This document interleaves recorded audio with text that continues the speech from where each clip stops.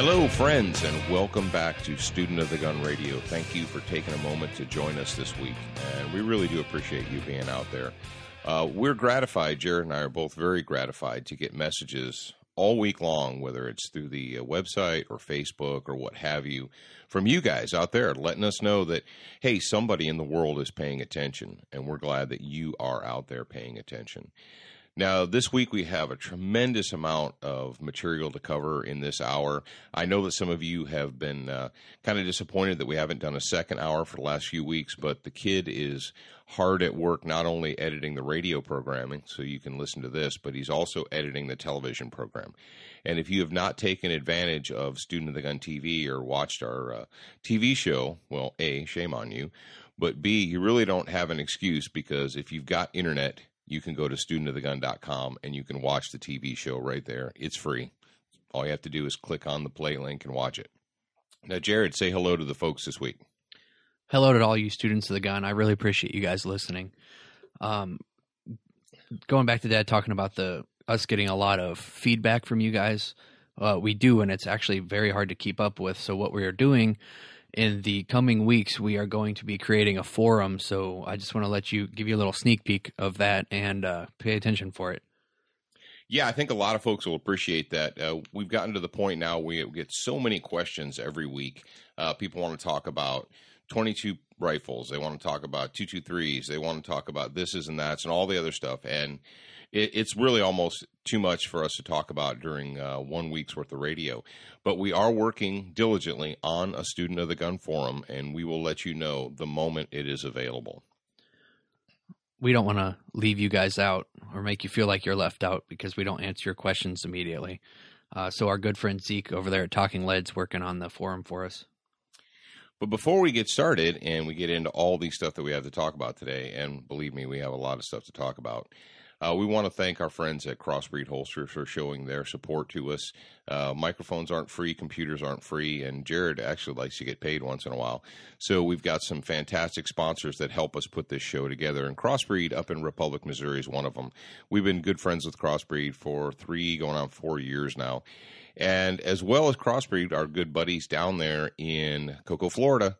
Don't forget about Keltec Weapons. You can check them out at keltecweapons.com, all the new stuff that they've got for you. So keep them in mind as well. Jared, I see his face over there on the other side of the board. He's making that I need to say something face.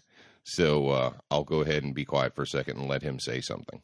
I just wanted to say shame on you for acknowledging our sponsors, because we're sellouts when we do that. Didn't you know that? Oh, are we sellouts for having sponsors on our show? Apparently, that's what one dude said. So whoever you are, we're not sellouts. Pay attention. Well, it's kind of sad. It's like it puts me in mind of the not disillusionment, the total disconnect that some people in America have today, that if you have sponsors, I guess it puts me in mind of the hippie sitting in Starbucks, drinking coffee, tweeting on his iPhone about the evils of corporations, about how evil corporations are, and we need to tear down the corporations. And while he's doing that, he's using the satellites that corporations put up into space so he could tweet from Starbucks with his iPhone. Folks, let me tell you what. I learned this. It was explained to me. I remember specifically John Farnham telling me this when I was 19 years old. And he said to us, there is no free lunch. He said, I don't know if you've ever heard that before, and I never had. It was the first time anyone had told me. They said, somebody has to pay for everything you have. If someone tells you that this is free or that is free, they're lying to you. Someone in the world paid for it. Now, maybe you didn't pay for it, but someone had to pay for it. Unfortunately, we've devolved into a state in our country where we've raised young people that are now in their, teens, 20s, even 30s, that somehow don't understand how the world works. They have this weird everything should be fair mentality, and that's very common for humans. But it's also very juvenile. It's something that you should shed after you're 12 years old and realize that there is no free lunch. And in the real world, people have to work for what they get. But let's go ahead and dive into, well, number one, let's not forget about our tactical response giveaway. And we've got our tactical response training giveaway. Now, this is October. We're coming very close up to the 1st of November. And we're going to be picking a new winner on the 1st of November for a free 2-day training class at at Tactical Response. It's a contest that we're doing in combination with those guys. And if your name is picked, you will get a free 2-day tuition. That's right, complimentary tuition to any 2-day class that Tactical Response puts on. And Jared, why don't you tell them how they can be eligible? You can be eligible by going and signing up to our newsletter at studentofthegun.com. I've got a nice little page up there that tells you what our current giveaways are, what our previous giveaways are, and you can go ahead and sign up there. And if you guys were paying attention, if you're following us on social media, Facebook, Twitter, etc., then you would have seen some pictures of Dad and I at Tactical Response doing their fighting rifle. So go like us on Facebook, follow us on Twitter, and you'll get that awesomeness. And Jared, how much does it cost him to sign up for our newsletter? $0. You mean it's actually free? It's actually free. It's actually free. Well, it's actually free to you because a sponsor paid for it. So you're welcome. Exactly. Oh, and that's kind of like ADD moment there. As a side note, I'm going to let you in on a little secret. We here at Student of the Gun, we do not endorse products that we do not believe in because we are moral beings. I know some people aren't, but we are. So keep that in mind. Now, speaking of good guys and sponsors and XS Sights, now you know that XS Sights has been a sponsor of Student of the Gun for a long time. I've been using XS Sights on my carry pistols for probably, I don't know if it's 20 years yet, but it's getting close. I've been carrying XS Express sights on my fighting pistols. I did when I was a police officer and a bodyguard, and I do it every day now with my concealed carry pistols. But XS Sights, they are the good guys. And if you are picked as our Student of the Week, and how do you do that? Well, you post a question to either send it to us via info@studentofthegun or on Facebook. That's the easiest way. And if we pick your question, then you are the Student of the Week. And congratulations, because you will get a good guy package from XS Sights, which includes their T-shirt and hat and patches and a new catalog and stickers and stuff, all kinds of cool stuff. So you do want to be the good guy of the week. And all you have to do is post an intelligent question. Now, guys, I'm going to give you a quick hint here, right here. If you want to, we get a lot of questions every week, don't we, Jared? Yeah, we get a ton. We get a ton. And if your question is in the form of 3 paragraphs, it's kind of difficult to get through 3 paragraphs. Question generally is 1 sentence with a question mark at the end of it. It's not 3 paragraphs about your favorite gun, your favorite ammo, your favorite holster, and then somewhere in the middle an inquiry. So if you really genuinely say you've got a question, put it in the form of a short form question. It's a lot easier for Jared to sort through because the kid is sorting through dozens, if not hundreds, of emails and messages every week. And if you have a question and if you want to tell a story, ask the question in a separate post and put hashtag, which is the pound symbol for all you old folk. And if you want to put the hashtag /pound symbol at the beginning of the question followed by Student of the Gun. And that kind of makes it easy for me to find the question. Well, that leads us right up into our Student of the Week. Jared, go ahead and tell us who our Student of the Week is this week and what is their question. We're going to have a good guy of the week from now on. Is that okay? Okay. Good guy, Student of the Week. Good guy. Okay. Our good guy of the week is Brett Thomas, and he wants to know if you're pulled over for whatever reason, doesn't matter if it's just even a taillight out, should you inform the officer immediately about illegally concealed carrying, or should you wait for him to ask if you have a weapon? Brett, that's a good question, and the reason we picked it is because we believe that a lot of other people out there in the listening audience have the same concern and the same question. And we know they have because they've made comments about it on Facebook and all that jazz. But the answer to your question is yes, asterisk, depends how you do it. What you don't want to do is, as the officer's walking up to the window, blurt out, "I have a gun." Okay? Don't want to say that. Because all he's going to hear is the word gun. Now, what you do want to do now, a lot of folks have said, well, your concealed carry, whether you have a permit or what have you, that's private information and so forth, and it's not tied to your driver's license. Well, let me tell you from personal experience, as somebody who was a police officer. I was a police officer, a certified peace officer in the state of Ohio for 17 years. And when Ohio came up with their concealed carry permit system, they indeed did tie the CCW to your driver's license, to your DL, your information. So if I stopped a car, this is how it works for the police officer. He gets behind you. He decides he's going to pull you over. He does so. Before he gets out of the car, he gets on his little radio and he calls dispatch, and he tells dispatch that he's stopping this car, and he gives him your license plate number. Now, if you're super modern, like most police cars are now, what they'll do is they'll put your license plate information into their little laptop, their little mini computer that they have in the console there. And what that will tell them immediately is who the plates are registered to. Now, if the plates are registered to you, and it gives your driver's license information immediately, and attached to the driver's license information, it will say, in the state of Ohio, I know for a fact, it will say whether or not you are a concealed carry permit holder. Now, Jared and I both live in the state of Mississippi right now, and we both have Mississippi permits. And in Mississippi, it's the same thing. When a police officer stops you, they will know whether or not you have a concealed carry permit because there's an annotation on your driver's license. Whether you like it or not, whether you think it's fair or not, that is the fact. Now, is that a fact? Is that the case in every single state of the union?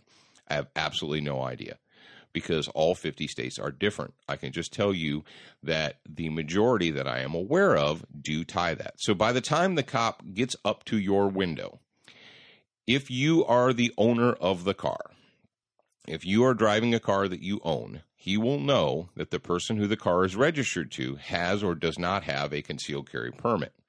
All right, we got that part. Fantastic. Now, let's say you're and he may ask you immediately, are you Bob Jones? Yes, I am. Bob, are you carrying a gun right now, Bob? Yes, I am. Okay. Bam. It's clear. What I would do is this. It's as simple as this. Some states require that you immediately inform the officer if you're carrying. That's one of the requirements of a concealed carry permit, that you immediately or as soon as possible. This is where we kind of come into a little bit of a conundrum. You're like, well, the police officer initiated the stop. He comes up and he starts hitting me with a battery of questions. And if he hits me with a battery of questions and it takes me 30 seconds or a minute to get to the fact that I have a gun on me, is that not immediately? Well, what I would do, and this is what a lot of professional cops recommend, cops who are also good guys, who also are pro-concealed carry guys, is you've got that little card with your picture on it in your wallet, right? Well, unless you live in a state that acknowledges constitutional carry. Now, if you're in constitutional carry, you don't need a little card. And that's, I think, what we should all be striving for, but that's a topic for another day. Get your license out of your wallet. Get your permit out of your wallet. And when the officer comes up, have them in your hand already and hand them both to him. So there's no way that they can say you concealed the fact that you are a concealed carry permit holder. It's right there. It's for everybody. And if it's ever questioned later, if they ever come up later and say, how come you did or didn't, or why did you hesitate, or did you attempt to conceal the fact that you were carrying a gun, blah, blah, blah. Say, well, look, I handed the officer my permit and my ID and my driver's license. There's no way that they can say you didn't tell them. But what you're not saying when the officer walks up to the window is, hi, I have a gun. Don't do that. Don't do that. And do not fidget or fiddle around with your gun. The gun should be secured to your body. It should be secured in some fashion. You don't want to be fiddle-farting around with your gun while the officer's walking up. Oh, I'm going to take it out of my holster and I'm going to put it in the glove compartment so it's less scary. No, don't do that. Just leave it where it is. Just leave it where it is. If he wants you to take the gun out, just do what he says. But also, and I'll throw this in there before we move on to the next topic, if you are ever stopped by a police officer and it's determined that, he needs to question you for whatever reason, and that you're legally carrying a firearm, and he tells you to take it out of your holster or to do something with that gun, before you move your hands toward your firearm, clarify. And it's as simple as this: officer, are you telling me that you want me to take the gun out of my holster and hand it to you? Make sure it is clarified, because here, let me tell you a sad story or a scary story. You're dealing with Officer A. He walks up to you and he says, you have a concealed carry permit, blah, blah, blah. And you say yes. And you're standing there by the side of the road. He's standing in front of you. He has your license in his hand. And he says, I want you to take the gun out of the holster and give it to me so I can secure it, right? Well, first of all, that's silliness, but let's just say that happens. And while you're reaching for your gun, the officer who's heading over to assist this officer is walking up on the scene, doesn't know what's being said between you and the officer. All they know is they're walking up on the scene. They see you pull the gun out. They don't know that the officer told you to do it. They decide you're doing a bad thing and they start shooting you. Before you touch a gun, you better make daggum sure that every police officer there wants you to do it.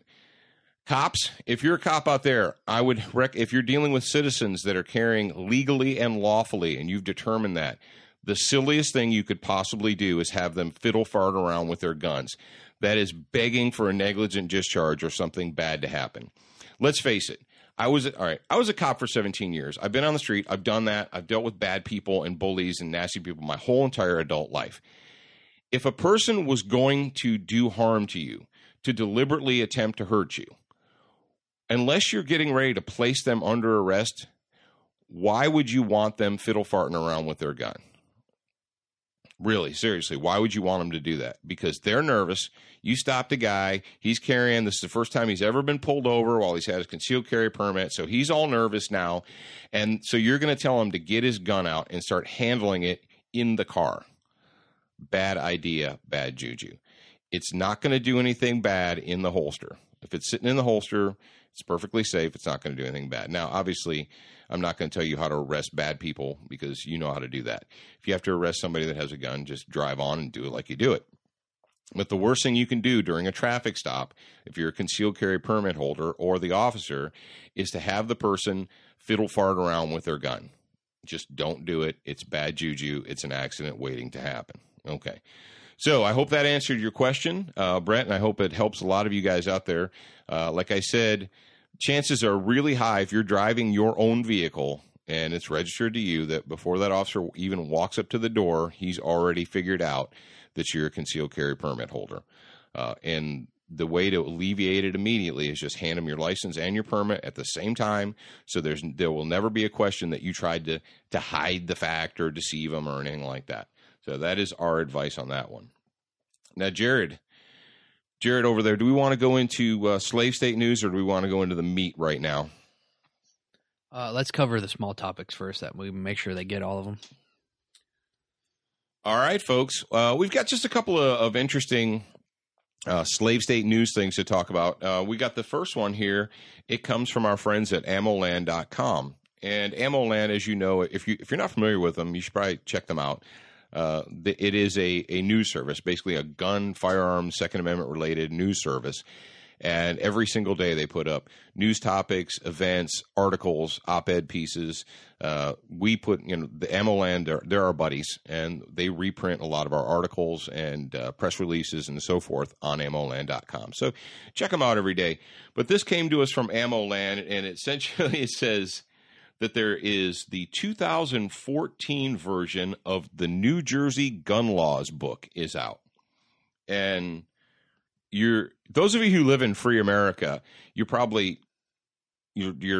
adjusting your ears. You're like, what did he say? Yep. According to the story here, the three attorneys got together, and apparently for the last 15 years, they've been putting out a book called New Jersey Gun Law.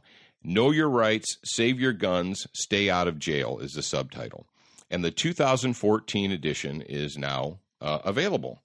And according to the description, the new book The new famous gun law book now has over 500 pages. That's right. You heard that right. There is a book 500 pages long detailing the New Jersey gun laws. You want to know something that I noticed?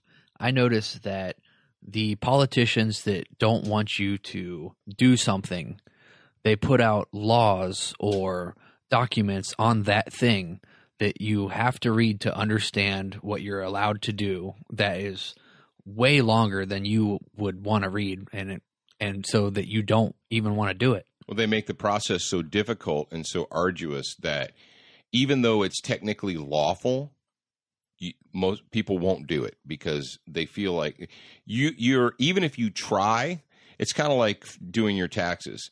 You can call 10 IRS agents with the same question and get 10 different answers, and they're setting you up for failure. Exactly what they're doing. They're setting you up for failure. And my question is, would it take you longer to read 500 pages of this or move out of the state? Well, in police work, we call that a clue. And if you have to read a book or if you have to buy a book that is 500 pages long in order to exercise your God-given rights to self-defense and protection, to affirm your Second Amendment rights under the United States Constitution, do you think that might be a problem? Do you think that might be a symptom of some kind of a disease? Folks, let's face it. If you live in New Jersey right now and you feel the need to buy and you want to buy a 500-page book so that you can stay on the right side of the law, you're being set up for failure. The laws are set up, they are in place so that just try as you might, you will eventually screw up. You will eventually fail. When you've got a state that outlaws air guns for not making enough noise, folks, we've got a problem. And I saw the news yesterday, and I didn't see that that the good people of New Jersey were in a state of revolt to eject out all these communists and socialists and authoritarians. I didn't see that. Did you see that, Jared? No, I didn't. Oh, okay. Because I know what we're going to get. We're going to get all these letters that say, I was born and raised here, and I'm going to fight the good fight. You know what? Drive on. And I hope you do fight the good fight. But let's face facts. The good fight is not being fought that hard. You're, bull crap. Folks, if you need a 500-page book to understand the gun laws in your state, you got serious problems going on there. Colorado fought the good fight. They are. They're in the process right now. They're in the process. But if you are a good person, if you're a moral person, if you have a career, and if you have drive and motivation and believe that you were born to be a free citizen, that you are supposed to be in charge, not some faceless bureaucracy, why don't you just move on to free America? Come on over here. We'd love to have you. So, and rather than posting Facebook posts about how that's not fair and, blah, blah, blah, well, it's fair here. It's good here. Jared, do you want to tell a quick aside about what happens when you live in occupied America in a slave state? Yeah, let's do that. Well, you guys know that we gave away a KSG shotgun. You should know that by now. And we gave it to our good friend Gary Lamp in Florida. And the reason that Gary doesn't even know this, none of you guys know this yet, but we're going to go ahead and spill the beans. The KSG shotgun holds 15 rounds of ammunition. And because it holds 15 rounds of ammunition, it has been banned by certain communist states, by certain slave states, such as California, New Jersey. Where else is? I think it might be legal in New Jersey to have 15 rounds. It might be. But is it an assault weapon? I don't know, but anyway, finish your story. Okay, well, in all of your hardcore slave states like California, Massachusetts, Illinois, and so forth, well, you guys know by now, you're students of the gun, how we choose our winners. We go into our active subscriber list and we randomly pick from the active subscribers. Well, I told Jared to go ahead and do that. He went in and the name that he picked was a person who lived in a slave state. And you know what that did to me? That made me have to research and spend more time and figure out if it was legal in that state, and it wasn't. So yes, so we're not gonna bum out the person that won, but the person that initially whose name was chosen was the resident of a slave state, and there's really no point in trying to give a gun to a person who of that kind to someone who lives in a slave state. So, folks, you know, you can do what you want. You're an adult. Maybe you're an adult, or you're going to be an adult soon. And people have choices to make. And if you choose to live in a slave state and pay taxes to your slave masters, they're going to continue to use that tax money to enslave you. It's up to you. Do what you want to do. But the worst thing you can do is cry and whine about how that's not fair and, oh, that's nice for you guys. You can have that, but we're not allowed. When you say those words and you say, well, we're not allowed, ask yourself, who's not allowing you? Well, the government's not allowing me. Why? Because, folks, it is so liberating. You would not believe it. You people in the People's Republic of Massachusetts and New Jersey and all these lunatic states, come visit us in the South and the West. Come to Texas. Come to Louisiana, to Mississippi. Come to Free America and hang out with us. Take a class in Free America. Book a class in Tennessee or in Texas or in Arizona. Go to Free America and spend some time there. You'd be amazed at how you're actually treated like a citizen and not a slave. So we thought you'd appreciate the 500-page book. you know, I could come up with 4 laws that would better protect the law-abiding citizen than the 500-page law book. Well, you know, we have this crazy thing that's thousands of years old called the Ten Commandments about thou shalt not steal, thou shalt not kill, you know, all that stuff. We've got that. That's there. You think if we might just follow the basics, we wouldn't need 500 pages to it's crazy. But we're going to move on. Now, this next one is really it's another slave state report, and you guys, it's not a slave state so much as it's a slave district. And the report comes to us, from many different places, but this one right here is from Poor Richard's News. And if you guys are hip to U.S. history, you know that Poor Richard's Almanac was written by Benjamin Franklin, one of our founding fathers. But it turns out that was he divorced or separated? I don't know if he was divorced or separated, but apparently, a prominent businessman who resided in Washington, D.C., had recently separated or divorced from a spiteful wife. And the spiteful wife called the police and told them that he had illegal guns in his home. And so what was the agency called? What do they call it, Jared? They call it like the Gun Confiscation Bureau, or D.C. has this really Gestapo-type name for police officers. I think it's the Suck It, You Peasants Bureau. Well, that might be too. But they raided this guy's house, and he has been arrested and charged now for what? For possession of machine guns and unlicensed silencers and C4 and grenades, right? No. For possessing 2 empty shell casings. All right, for those of you in Rio Linda, for a little Rush Lingity there, those of you that went to public school in the last 20 years, an empty shell casing, a piece of brass, a non-functioning piece. Well, actually, it said that he had a dud or a piece of ammunition that was like a dud or something that had failed to go off, and a 12-gauge shell. Well, why would you keep a piece of ammunition that didn't go off? You must be wanting to do something bad with it. You're obviously a terrorist. In the District of Columbia, the Heller case, because as you know, that D.C. you were forbidden to own firearms, and you had to get special permission from the government to own firearms until the Heller case, and then went to the Supreme Court, and the Supreme Court said no, District of Columbia, you cannot prohibit or forbid citizens from owning guns.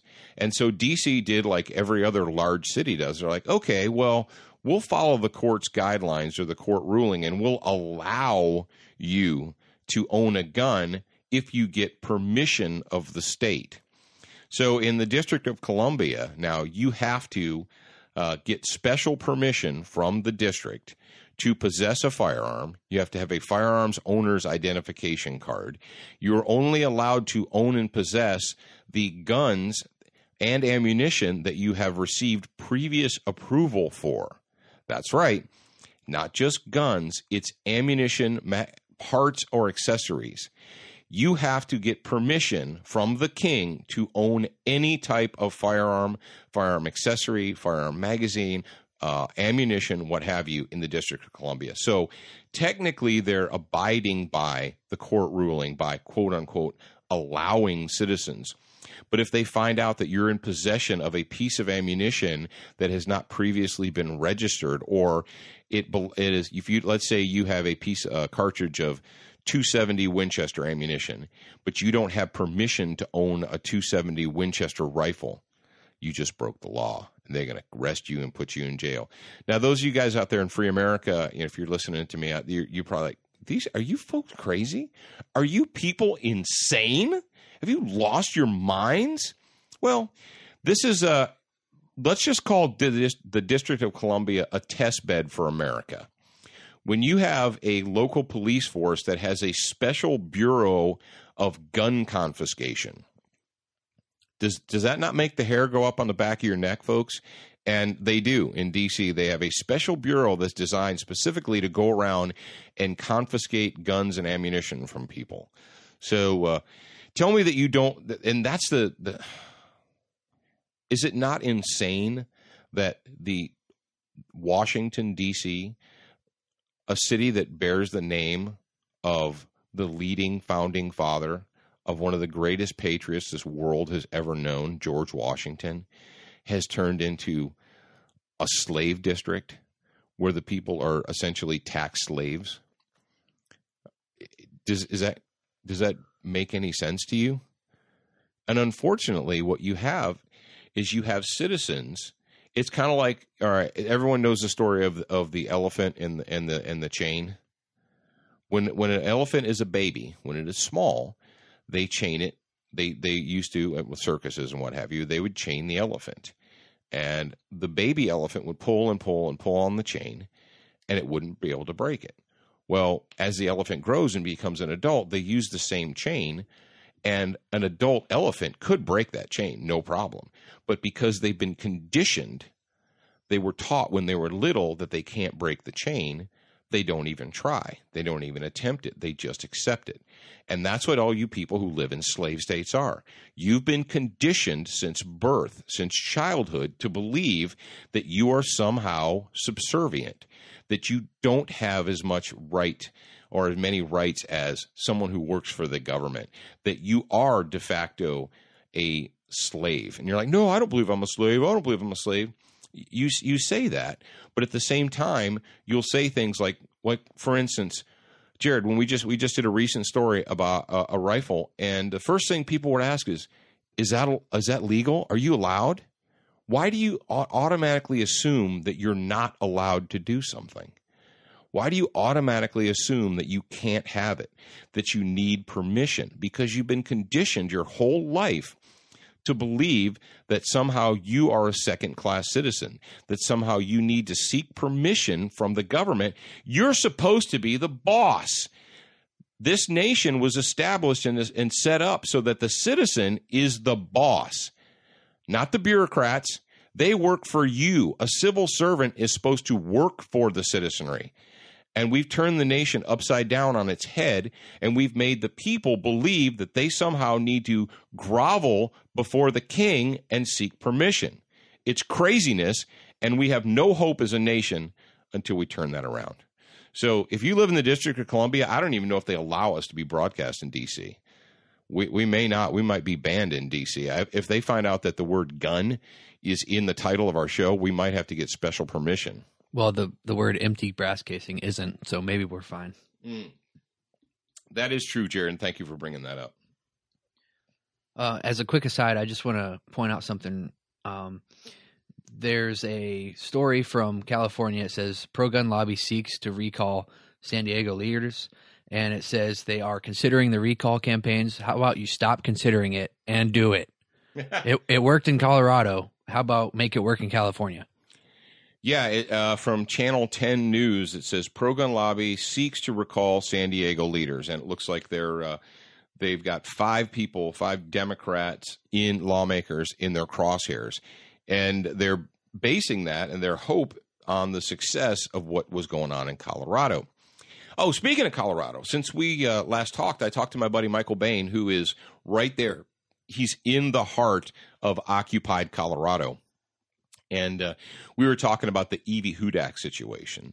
And we were kind of joking about, well, how the first 2 guys, Giron and Morse, how they dug their heels in and said, we're not going anywhere. Once there was enough signatures to force a recall election. Now, the Hudak thing, they've already been burned twice. And I believe, and Michael believes also, that they're going to get enough signatures to force a recall election on her. And what we want you guys to pay close attention to, keep your eye out, is when they get enough signatures, is she going to capitulate and vacate her seat and allow Lickenbottom to allow him to appoint? Because that's the way it works. If the person steps down or resigns, the governor is allowed to appoint a replacement. Now, we all know that Lickenbottom is a good buddy of Barry. He's a good buddy of Barry Soetoro. And so we can only assume that he'll put a good, faithful Democrat in there. So keep a close eye out on that. And you guys in San Diego, we wish you all the best. We hope that you have found your cojones out there and that you're ready to fight. All right, let's go ahead and move on to the main topic of this week's show now. All right. Now, I have to preface this because this is a topic that is ripe to be misunderstood. I can guarantee you, Jared, and my listening audience, that there are thousands of people out there all geared up to misunderstand what I'm about to say. This is a topic that needs to be addressed, I believe. I think that we have to, at this point in time, consider this. And it is, are we training police officers to shoot people with guns? Now, I don't mean use guns to shoot people. I mean shoot people in possession of firearms. And you're like, well, that's dumb, Paul. Cops have been shooting people that are holding guns for forever, as long as they've been cops. Yes, I understand that. I was a police officer for 17 years. I graduated first in my academy, and I've been through innumerable training programs. I've been a law enforcement firearms instructor. I graduated from the NRA's handgun and shotgun instructors course. I've been a use of force instructor. I've been a professional firearms instructor for going on 20 plus years now. And what I can tell, and is kind of, I got an epiphany. I've been writing for law enforcement journals for 20 years now. And recently I wrote a piece called Blue on Blue Shootings and Why It Keeps Happening. And blue on blue essentially means police officers shooting other police officers. Rarely does this occur where there are uniformed officers on scene and a uniformed officer shoots another uniformed officer. That almost never occurs. Not that it doesn't, but it's very rare. What will happen, and this happens every 6 months, every year, we keep seeing it over and over and over again, where a police officer who is in plain clothes or is off duty, doesn't matter, but they're not wearing the uniform. They're not wearing the gray or blue or brown polyester uniform that everybody else wears. They are present at the scene of a crime. Guy's out with his family and they're at Burger King, and 2 crackheads walk in, they stick the place up. And so the off-duty officer or the plainclothes officer draws their firearm and uses it to stop the crime in progress, to halt the crime, to capture the criminals, to drive the criminals away, to shoot the criminals, whatever. That happens. Well, as that's happening, the boys in blue are on their way. And the patrolmen, the deputies, whatever, they come whipping up. They see a person who is holding a gun. The person is not dressed like them. They're dressed in civilian clothes, in citizen clothing. And they shoot him. Boom, boom, boom. Person dies. And what'll happen, there's obviously an investigation. Turns out it was an off-duty police officer who just stopped a crime, but the patrolman didn't know, so they shoot him and so forth. And, it shouldn't have happened. And what will happen, and I've seen this for years, decades even. While I went through the police academy, we covered this, And generally what they would do is they would try and address the mistaken identity shooting or the negligent shooting. They would try and address it by training the target, or to be a better target or a worse target. I'm not sure which you want to talk about. But what they would do is, like, they would tell us, okay, if you're off duty and you're carrying and you find yourself in the middle of a crime, a violent crime or what have you, this is what you should do. You should have your badge in this position. You should, there's been all kinds of how to train off-duty cops to be better or worse targets.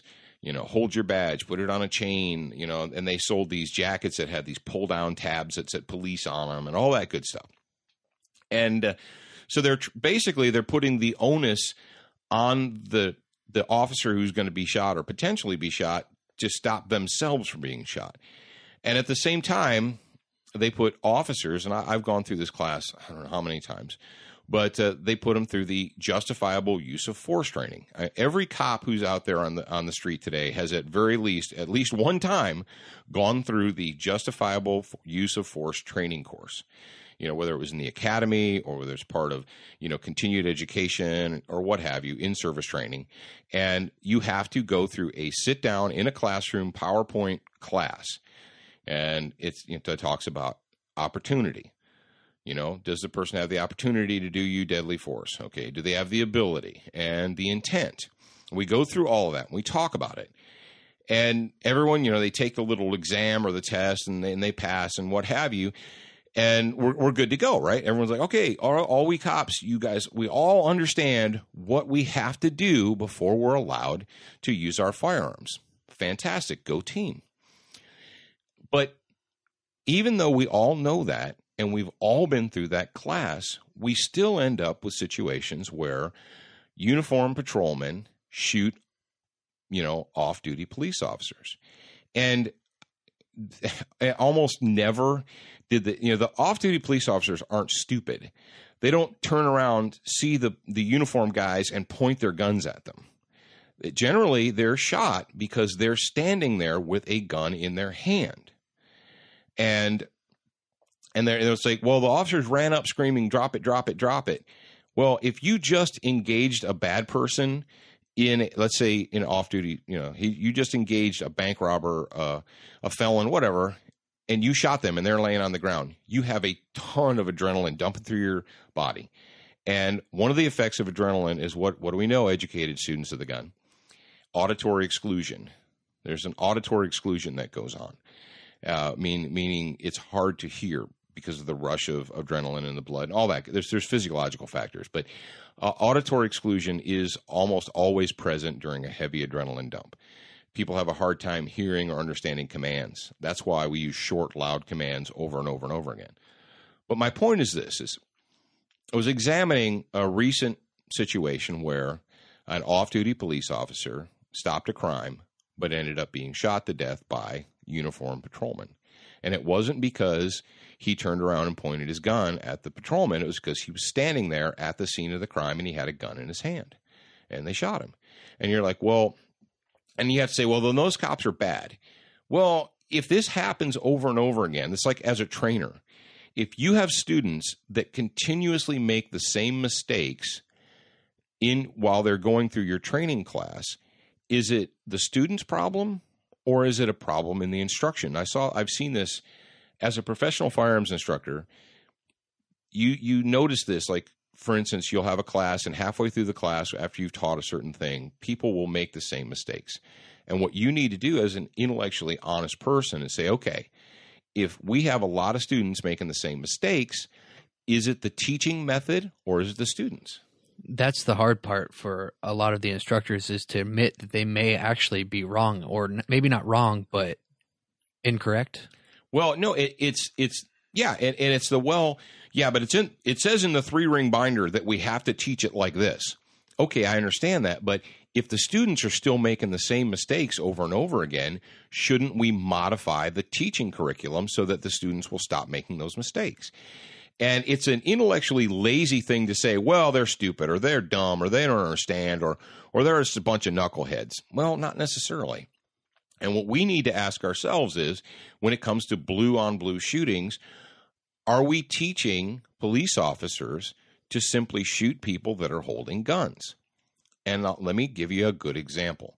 And it occurred to me that when you take cops through live fire training, through shoot houses, through scenario training, you set up this, building that's a shoot house and you can shoot live ammunition in it.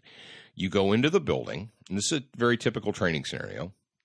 You're briefed and you say, okay, this is going on. You got a call, shots fired, or domestic violence in progress, or whatever.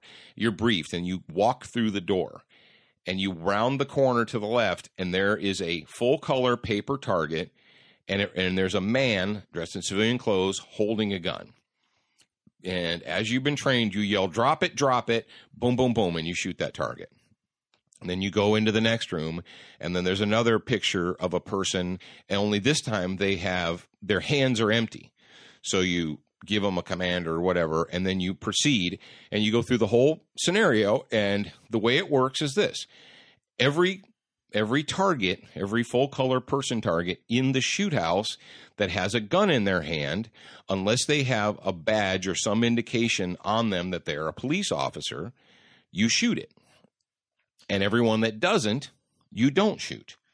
And we do it over and over again. We go out on the training range. We put up, cartoon pictures or silhouettes or whatever. We put up pictures of people dressed in street clothing holding guns. And we shoot them over and over and over again. And the problem with that, and you say, well, that's not, that's realism training. We're training people for what they're expected to encounter. Yeah, I got that. But when you do it over and over and over again, when the only difference between the paper target that you shoot and the paper target that you don't shoot is the presence of a firearm, what are you ingraining in that person? What are you ingraining in them? Are we ingraining that in police officers that when they go through, and this is real training, this is with live blasters, they're using their actual duty guns. Are we teaching them, whether consciously or subconsciously, that if you see something and a person, they're not wearing a uniform like you, but they're holding a gun, that is a de facto bad guy? And you say, well, Paul, come on now. They've been through the training. They've been through the classes. They know the difference. I understand that. But when they get the call to go to the scene and their adrenaline is dumped up, what do they revert to?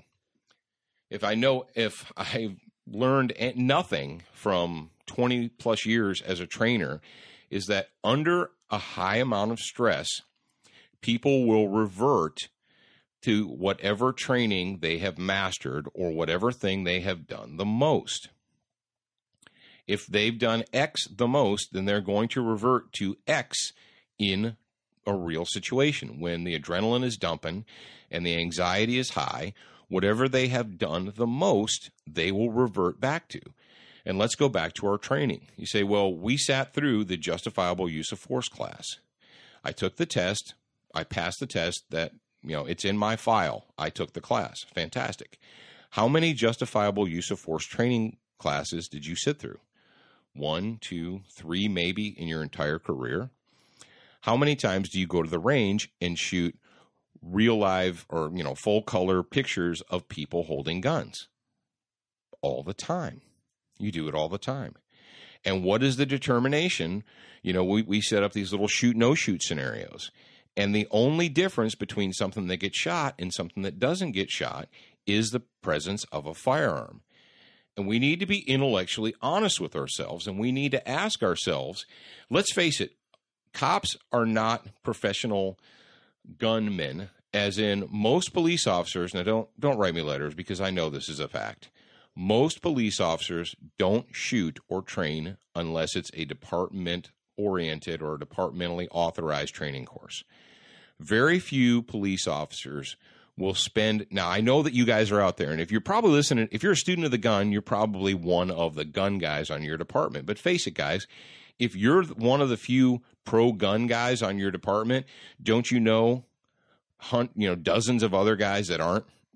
That the only time they ever shoot or the only time they ever go to the range is when the agency, mandates it.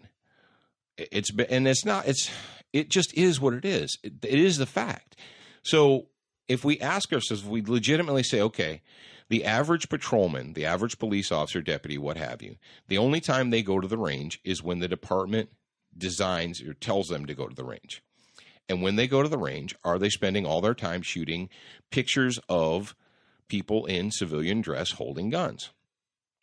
And the problem with the paper target deal is a paper target cannot demonstrate intent. It's just a paper target. You don't know whether the paper target is kindly old Uncle Jim who's looking for a burglar, or whether it's crazy Uncle Jim who's off his meds and is committing murder. Now, what we just had in California is we had 2 deputies shot to death a 13-year-old who was carrying what turned out to be a pellet or an airsoft AK-47. It looked like a real gun, but it wasn't a real gun. It was 3 p.m. in the afternoon.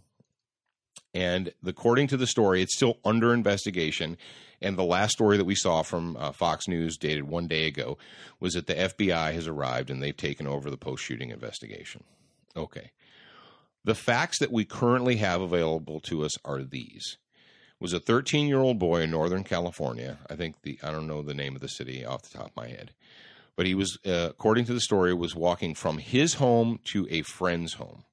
And he was carrying one of these AK-47 airsoft guns. Looks like a real gun, but it shoots little 6mm BBs, right? He was carrying it. He had it in his hands.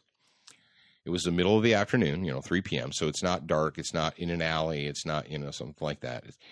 The report that was released by the police agency said that the officers on patrol spotted him, which means they were not responding to a call of a crime in progress, which is something you need to consider. If they were responding to shots fired or man with a gun, 911, man with gun, come quickly. If they were responding to that, then you would think, okay, they're looking for a bad guy with a gun. But according to the reports that have been released, they saw this kid.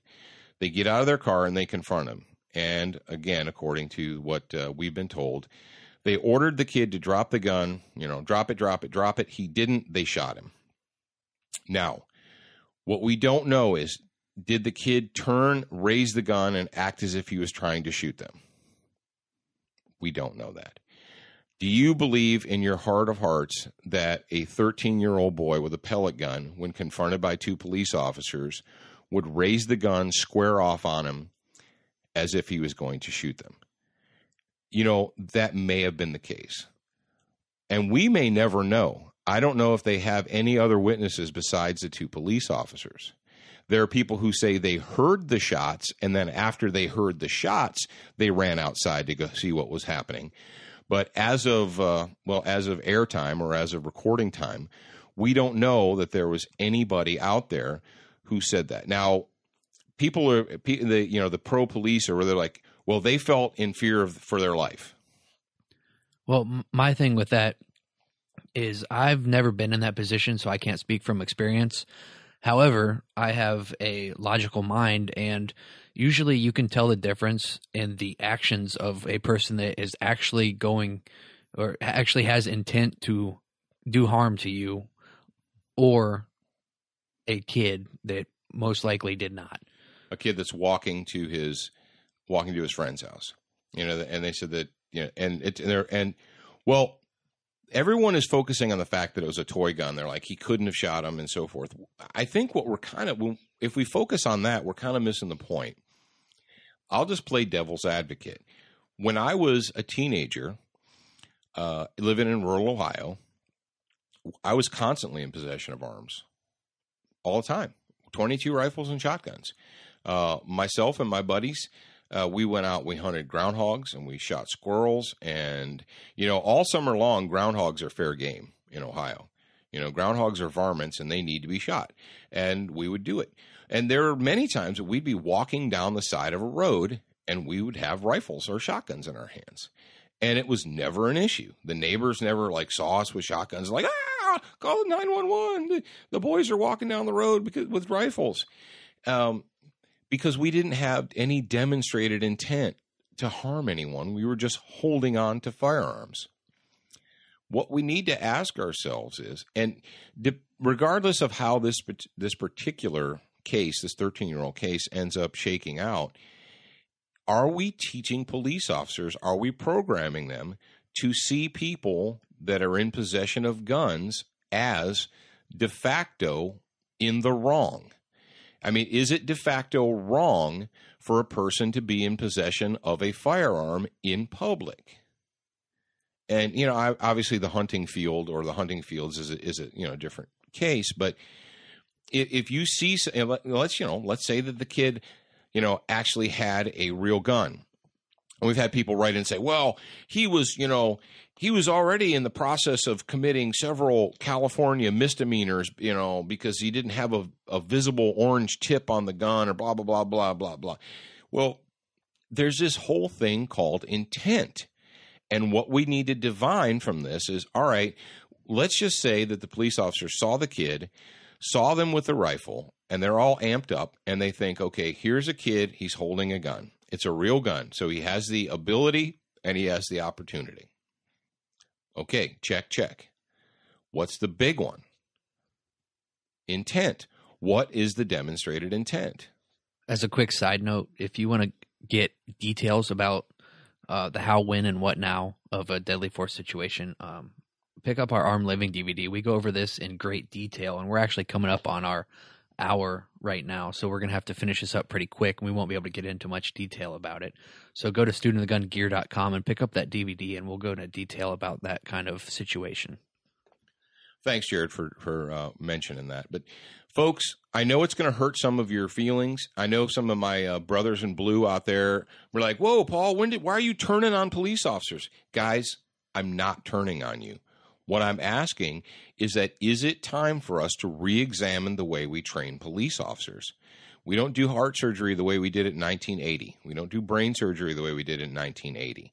And to continue to just train or practice the same way over and over and over again, if we keep getting the same results, we need to address the training.